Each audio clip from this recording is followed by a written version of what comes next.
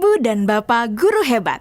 Kali ini, Ibu Bapak akan melihat sebuah contoh situasi pembelajaran bersama Ibu Derana, guru biologi SMA kelas 10. Karena situasi sedang pandemi, Ibu Derana melakukan pembelajaran menggunakan metode flip learning. Flip learning adalah model pembelajaran di mana sebelum pertemuan daring dengan guru, murid diminta untuk mempelajari materinya terlebih dahulu secara mandiri. Mari kita lihat bagaimana Ibu Derana mengelola pembelajarannya.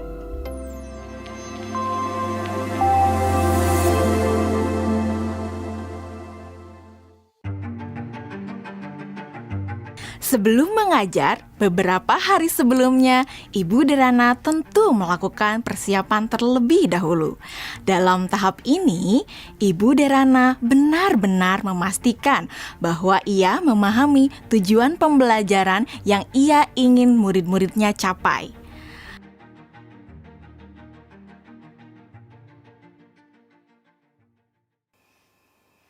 Kemudian, Ibu Derana mempersiapkan bahan dan sumber belajar yang berusaha ia sesuaikan dengan kebutuhan belajar murid-muridnya. Ia menyiapkan beberapa buku, salinan artikel koran, video-video yang semuanya berkaitan dengan materi yang akan dipelajari murid-muridnya. Semua bahan belajar tersebut ia letakkan di Google Drive dan nantinya akan dapat diakses oleh murid-muridnya melalui Google Classroom. Ibu Derana lalu mengkomunikasikan kepada murid-murid melalui WhatsApp Group untuk mengingatkan mereka mengakses Google Classroom mereka. Tahapan ini dilakukan sebelum Ibu Derana bertemu dengan murid-murid di Google Meet. Beberapa hari setelahnya, sesuai dengan jadwal, Bu Derana melakukan pertemuan secara sinkron dengan murid-murid melalui Google Meet. Selamat pagi anak-anak. Oke, senang sekali ya kita sudah bisa bertemu kembali pada sesi sinkron hari ini. Sebelumnya, Ibu mau terima kasih ya sama kalian karena kalian sudah belajar secara mandiri dari rumah melalui materi yang Ibu masukkan di Google Classroom. Nah, kalian sudah mempelajari semua yang ada di Google Classroom? Sudah. Oke. Jadi anak-anak, pada pertemuan sinkron hari ini, kita akan mempelajari lebih dalam lagi mengenai keanekaragaman hayati. Ibu akan sharing beberapa pelajarannya ke kalian ya.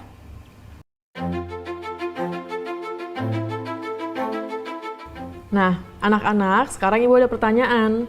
Jawab pertanyaan dari Ibu ini ya. Tingkat keanekaragaman hayati mana yang paling penting dilindungi terlebih dahulu? Mengapa demikian? Keanekaragaman hayati karena ada sumber daya alam tersebut sudah dipastikan lebih terjamin, Bu. Kesehatannya juga fungsinya juga sumber daya alam hayati ini juga lebih sering digunakan dibandingkan dengan sumber daya alam non hayati karena lebih terjamin.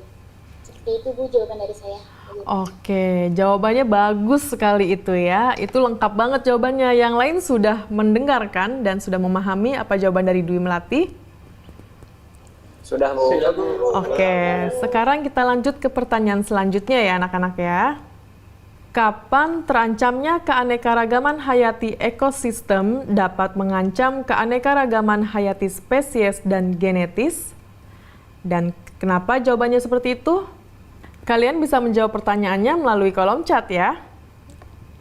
Selama sesi sinkron, Ibu Derana memberikan pertanyaan-pertanyaan lainnya yang dapat memperkaya materi dan pemahaman murid akan konsep.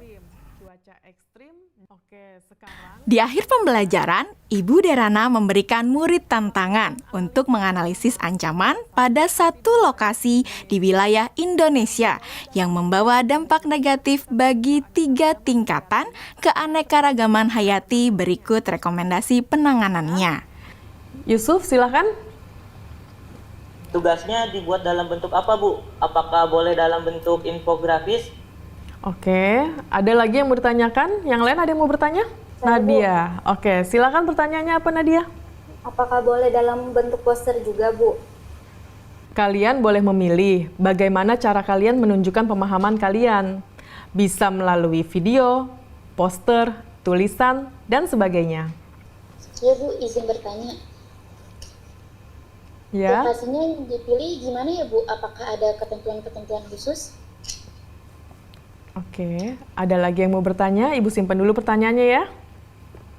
Bu, saya mau tanya, apakah untuk mengerjakan tugas ini kita harus datang ke lokasi tersebut, Bu?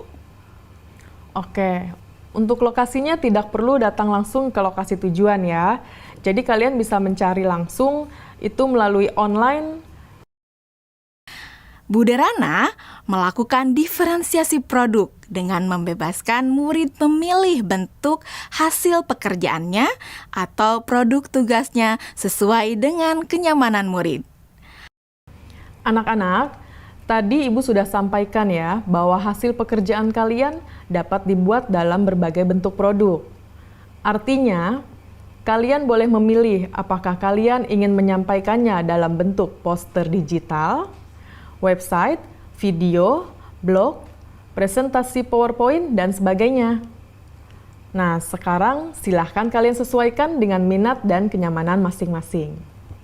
Namun demikian, kalian harus memperhatikan bahwa yang akan Ibu nilai adalah apakah kalian dapat menganalisis ancaman pada satu lokasi di wilayah Indonesia yang membawa dampak negatif bagi 3 tingkatan keanekaragaman hayati. Berikut rekomendasi penanganannya. Jadi, poin-poin kriteria yang akan dinilai akan berkaitan dengan hal tersebut. Nah, agar kalian bisa memahami dengan jelas tentang kriteria penilaiannya, mari kita diskusikan kriteria penilaian tersebut bersama-sama ya. Bagaimana? Setelah anak-anak jelas dengan kriteria penilaiannya, maka kemudian Ibu Derana meminta anak-anak untuk bekerja secara asinkron.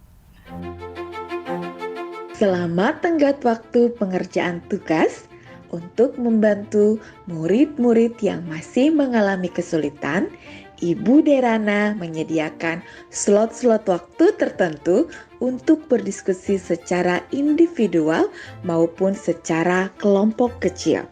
Saya ingin konsultasi, Bu. Iya, boleh. Bu Derana memberikan waktu kepada murid-murid lainnya untuk dapat mengkonsultasikan draft yang mereka buat. Ibu Derana juga memastikan untuk memberikan umpan balik terhadap pekerjaan yang dibuat oleh murid-muridnya. Ibu dan Bapak Guru Hebat, demikian video singkat salah satu contoh penerapan pembelajaran berdiferensiasi. Tetap semangat Ibu dan Bapak Guru Hebat.